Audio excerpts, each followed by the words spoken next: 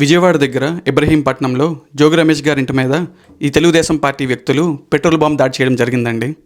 ఈరోజు వైఎస్ జగన్మోహన్ రెడ్డి ఆ ప్రాంతానికి వెళ్ళి ప్రెస్ మీట్ పెట్టడం జరిగింది.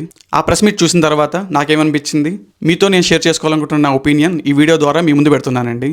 హలో యూట్యూబ్, అందరూ ఎలా ఉన్నారు? నా పేరు Shiva and welcome to my channel Shiva free spirit.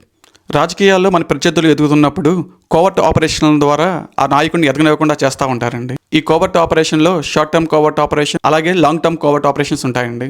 ఈ షార్ట్ టర్మ్ కోవర్ట్ ఆపరేషన్లో పార్ట్ అయిన వాళ్ళు ఎలక్షన్ టైంలో వస్తారండి. గులకరాలతో దాడి జరిగిన తర్వాత సైలెంట్గా సైడ్ అయిపోతారు. ఈ లాంగ్ టర్మ్ కోవర్ట్ ఆపరేషన్లో ఉన్న వాళ్ళు మనతోనే చాలా కాలం ప్రయాణిస్తారండి.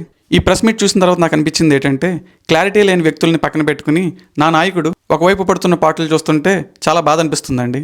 పార్టీలో సలహాలు ఇచ్చే పొలిటికల్ అనలిస్టులు కానీ, పొలిటికల్ స్ట్రాటజిస్టులు కానీ వాళ్ళు జంగిల్ రాజ్ అనే పదం ఇచ్చినట్టున్నారండి. జంగిల్ రాజ్ అంటే అడవి రాజ్యం అని. ఈ కొత్త ప్రభుత్వం వచ్చాక ఈ అడవి రాజ్యంలో కోతులు ఎక్కువయ్యాయని చెప్పి దాని అర్థం.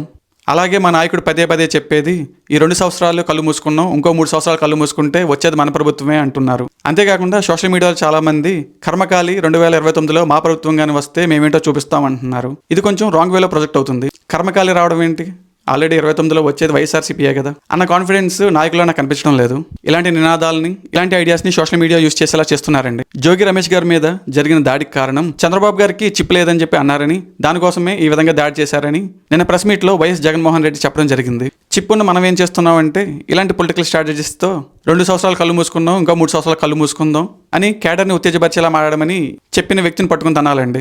నాకు తెలిసిన రాజ్యాంగం ప్రకారం ఆర్టికల్ 356 ఏం చెప్తుందంటే, ఏదైనా స్టేట్లో గవర్నమెంట్ మిషనరీ ఫెయిల్ అయినప్పుడు ప్రెసిడెంట్ రూల్ అప్లై చేయొచ్చండి. ఈ ప్రెసిడెంట్ రూల్ అప్లై చేయడానికి ఆ స్టేట్లో ఉన్న గవర్నర్ రికమెండ్ చేయాలన్నమాట. ఆ గవర్నర్కి విషయాలన్నీ చెప్పాల్సింది ప్రతిపక్షమే అన్నమాట.